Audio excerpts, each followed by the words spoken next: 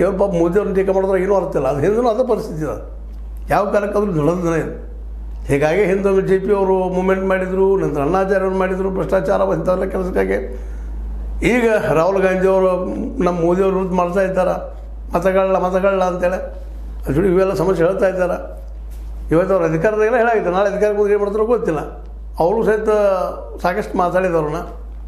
ಹೀಗಾಗಿ ಈ ಸಂದರ್ಭದಲ್ಲಿ ಶಿಕ್ಷಣ ಹಗಲದೊರಡೆ ಆಗಲಿಕ್ಕಂತ ನಿಶ್ಚಿತ. ಅದಕ್ಕೆ ಕಂಟ್ರೋಲ್ ಮಾಡಿದ್ರೆ ಕಾನೂನಲ್ಲಿ ಕಂಟ್ರೋಲ್ ಆಗೋದಿಲ್ಲ. ಇದಕ್ಕಿರೋ ಹಾಯ್ದು ಬಂದು ಏನಪ್ಪ ಅಂದ್ರೆ ಅದ್ರ ಮೇಲೆ ದುಡ್ಡು ಇನ್ವೆಸ್ಟ್ ಮಾಡಬೇಕು. ಕಡಿಮೆ 15-20% ಖರ್ಚು ಮಾಡಬೇಕು ಶಿಕ್ಷಣಕ್ಕೆ. ನೀವು ಖರ್ಚು ಮಾಡೋದು 1-2, ಭಾಳ ಅಂದ್ರೆ 3%. ಅವ್ರ ಪೇಮೆಂಟ್ ಸಹ ಸಾಲೋದಿಲ್ಲ. ಈವನ್ ಬಿಲ್ಡಿಂಗ್ಗಳೆಲ್ಲ ಬೀಳ್ತಾ ಇದ್ದಾವೆ, ಗೌರ್ಮೆಂಟ್ ಶಾಲೆಗಳೆಲ್ಲ. ಮತ್ತು PUC ಬಂದು ಏನು ಕೇಳುವಂಗಿಲ್ಲ. ಅಲ್ಲೂ 50, 40, 70 ಏನು ಬಾಯಿ ಬಂದಂಗೆ ಹೇಳ್ತಿರ್ತಾರೆ. ಪಾಪ ಅವ್ರು ತಪ್ಪಲ್ಲ. ಪ್ರೈವೇಟ್ದವ್ರು ಪಾಪ ದಂಧೆ ಮಾಡ್ತಾಯಿದ್ದಾರೆ. ಅವ್ರು ಬದುಕಬೇಕಾಗಿತ್ತು, ಬದುಕು ಶ್ರಮ ಮಾಡ್ತಾರೆ.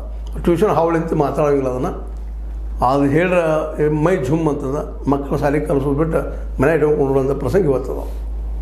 ಏನಾದರೂ ಆಗಲಿ ಈ ಒಂದು ಆರ್ಟಿಕಲು ನೋಡ್ರಿ. ಜೊತೆಗೆ ಈ ದಿಶೆಯಲ್ಲೇ ಮತ ಕೆಳಗೆ ಬಂದಾಗ ನಾ ಹೇಳಿದ್ನಿರಿದಾಗ ನಮ್ಮ ಮಕ್ಕಳಿಗೆ ಫ್ರೀ ಎಜುಕೇಷನ್ ಕೊಡ್ತೀರಿ ಏನ್ರಿ, ನಮ್ಮ ಮಕ್ಕಳಿಗೆ ಔಷಧ ಕೊಡ್ತೀರಿ ಏನ್ರಿ ಅಂತ ಕೇಳ್ರಿ ಅಂತ ಹೇಳ್ತಾ, ಇದು ನಿಮ್ಗೆ ಲೈಕ್ ಆಗಿರ್ಬೋದು. ಲೈಕ್ ಮಾಡಿ, ಶೇರ್ ಮಾಡಿ, ಕಮೆಂಟ್ ಮಾಡಿ, ಜೊತೆ ಸಬ್ಸ್ಕ್ರೈಬ್. 16 ನ್ಯೂಸ್ ಅರ್ಥ ಸತ್ಯದ ಕಾಯ್ಕೊಂಡು ವಂದನೆಗಳು.